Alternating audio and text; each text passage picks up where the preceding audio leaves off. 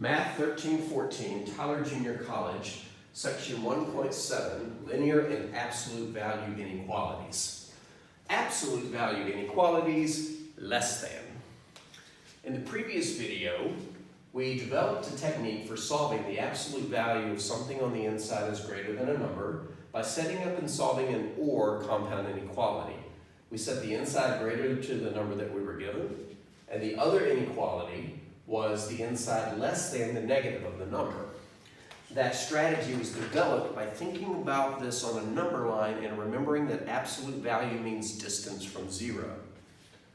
In this video, we're going to attempt to develop a technique for when the inequality involves a less than, but we're still going to focus on the concept of distance from zero. So let's solve the absolute value of x plus 5 is less than 4. What does this mean in terms of distance from zero? This means the distance from, if I can spell, the distance from x plus 5 to 0 is less than 4. So let's see if we can get a visual. Here's a number line. We're talking about distance from 0 and we want it to be less than 4. So if I go 4 to the right of 0, that puts me at 4. And if I go 4 to the left of 0, it puts me at negative 4. So, where could the x plus 5 be on this number line if its distance from 0 was less than 4? Well, if it went to the right of 0, it could land here. These are less than 4 from 0. But if it went to the left of 0, it could be over there. And could it be at 0? If I'm here, am I less than 4 spaces from 0? Yeah, I'm no spaces from 0. So I can just merge these together and say that the x plus 5 has to be in the center area.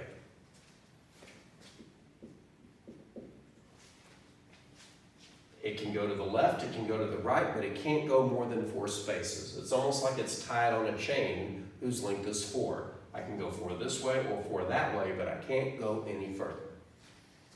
Okay, so how can we write an inequality for this picture? Well, we could write an and inequality. We could say that x plus 5 simultaneously has to be greater than or equal to, greater than negative 4 and less than 4. To the right of negative 4, to the left of 4. But doesn't this look like a run-on compound inequality? Because the x plus 5 is between two values.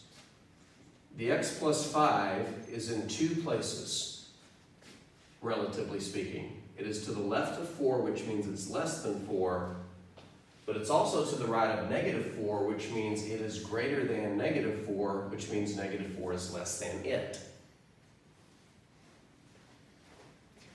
This says negative 4 is to the left of x plus 5. It is. This says x plus 5 is to the left of 4. It is. We know how to solve this. Subtract 5 from both sides. Subtract 5 from the middle, but also the left and the right. So we get negative 9 on the left. The 5's cancel in the middle, leaving an x. And on the right, 4 minus 5 is negative 1.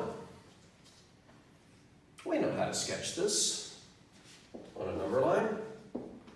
To sketch the solution to a run-on inequality, you simply locate the two numbers. Always make sure the lesser number is to the left and the greater number is to the right. And then you shade in between. Brackets or parentheses is necessary. This one uses parentheses because it doesn't allow it to be equal. And so our interval from left to right is parentheses, negative 9, comma, negative 1, close parentheses.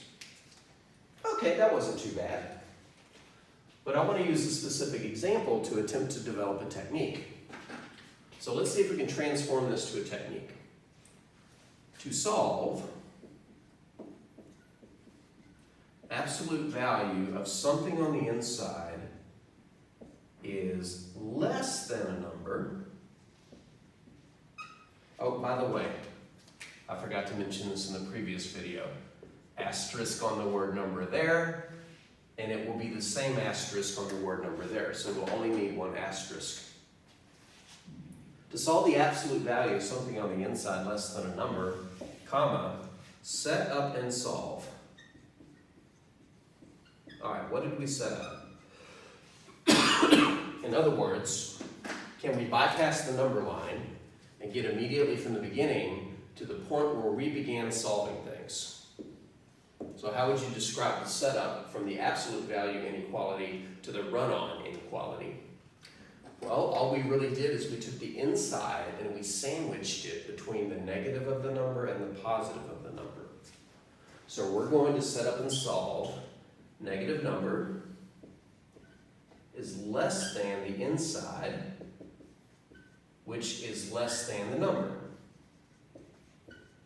And that's an even easier one to set up and solve than before, because even though we're solving two inequalities, we're doing them simultaneously, and by the time we get the x isolated, it's pretty much describing the picture and the interval.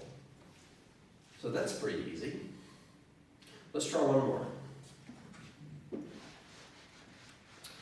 Let's solve the absolute value of, let's see, how junky do I want to make this? Because I want you to pause it and try it. Let's solve the absolute value of 3x minus 1 over 5, close the absolute value, is less than or equal to 4. I invite you to pause the video and try to solve it.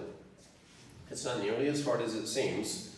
Most of the battle is in the setup. The second part is getting past the fraction, but by now you should know how to do that. So go ahead and pause the video and give it a try. Okay, either you paused or you didn't, but either way, here we go. To solve an absolute value inequality that involves less than, you set up and solve by putting the inside between the negative of the number and the positive of the number.